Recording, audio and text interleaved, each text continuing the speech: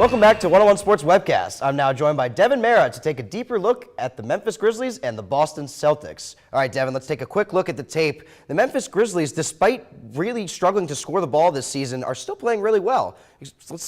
How have they been so successful? Well, first of all, you see them offensively. It all starts defensively. They lead the lead in 89.5 points per game allowed. Out of all 30 teams in the league, which is really impressive. And part of that is because they slow the pace of the game down. They get it into their big guys, Zach Randolph and Marc Gasol, which really slows the pace of the game down.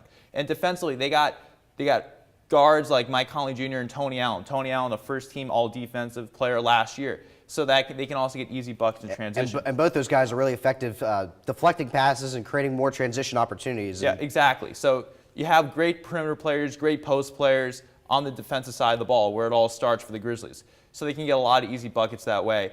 And they slow the pace of the game down on offense. I think I said that before. What they do is they just work the ball down to the big guys. And they're 28th in the league in possessions per game, which may sound like it may not be a good thing, but for the Grizzlies, they don't have a lot of go-to scorers. It's a very good thing. They're able to win a lot of games. They've been very effective this year. I believe they're 4th in the West right now. And it's really nothing flashy with the Grizzlies. They're just playing solid basketball, almost reminiscent of the San Antonio Spurs, who also are in the Western Conference. But let's flip the script now. Let's look at the Eastern Conference. And the Boston Celtics lose Rajon Rondo for the year, go on a big win streak, and they've still been playing good basketball.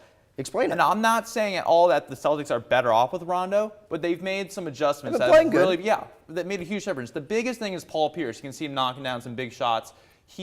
During the stretch when Rondo was playing, just before he got hurt, Pierce was struggling from the field. He could not hit anything.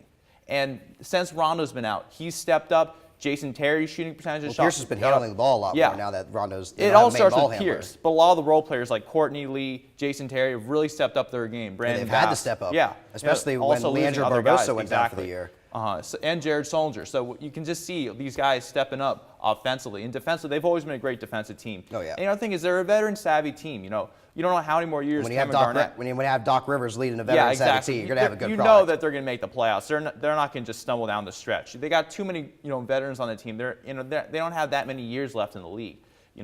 Especially for guys like Garnett and Pierce, this might be it. Exactly. And it's amazing, as old as these guys get and as injured as these guys still get, they're still, no matter how banged up they get, once they come to the playoffs as one of the last teams you want to see that you're facing in the first round is the Boston Celtics. I won't be surprised to see them make a deep run in the playoffs like they did last year. Oh, absolutely not.